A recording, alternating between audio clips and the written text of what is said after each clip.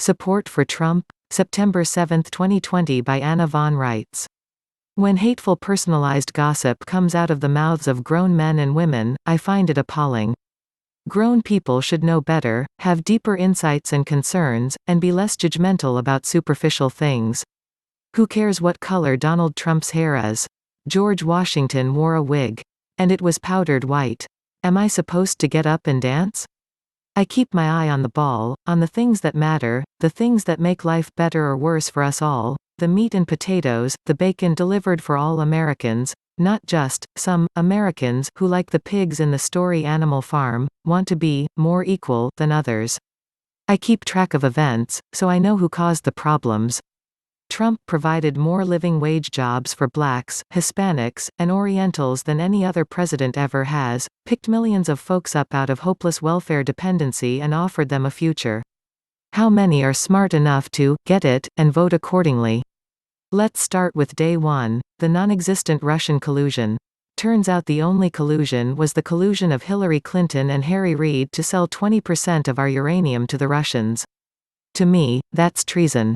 To me, that's a hanging offense. And yet another example of diabolic reasoning: blame your opponent for what you are doing yourself. I think it is pretty clear who has been colluding with the Russians in real life and projecting their own guilt on Donald Trump. Oh, and let's just forget the gross influence peddling and profiteering of Joe and Hunter Biden in Ukraine, along with the similar trough-sucking of Nancy Pelosi, Adam Schiff, and yes, Mitt Romney, a corrupt high-level Republican caught with his hands in the cookie jar. We know why he's a never-Trumper. Speaking of hairdos and phonies, how about wear your mask Pelosi? Or Pocahontas Warren, pretending to be a Native American? I'm sorry. I have zero respect for hypocrites and for people who can't admit who they are. I don't trust either species of swamp creature. Just think about the sanctimonious rants of Nancy Pelosi about wearing masks and shutting down businesses. Ever see a mask on her face? How many of her businesses shut down?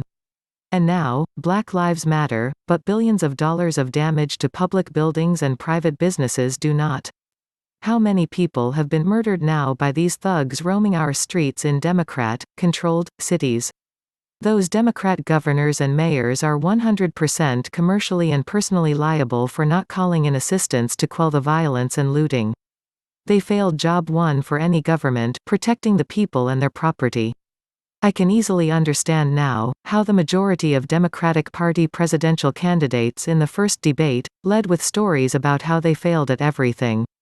Some of them, by their own count, failed multiple careers before becoming Democratic candidates for the office of President of the United States. No wonder the municipal government is flat as a pancake bankrupt. They had me thinking, gee, all I have to do is go out and fail as a car wash attendant, as a restaurant manager, and tank a small business or two, and I, too, can qualify to run this country. By my count, they fielded one credible candidate, a mature woman of color, who answered every question succinctly and wisely, with poise and honesty, but they panned over her name at an oblique camera angle so you couldn't read it. Par for the course. The cream isn't what rises to the top.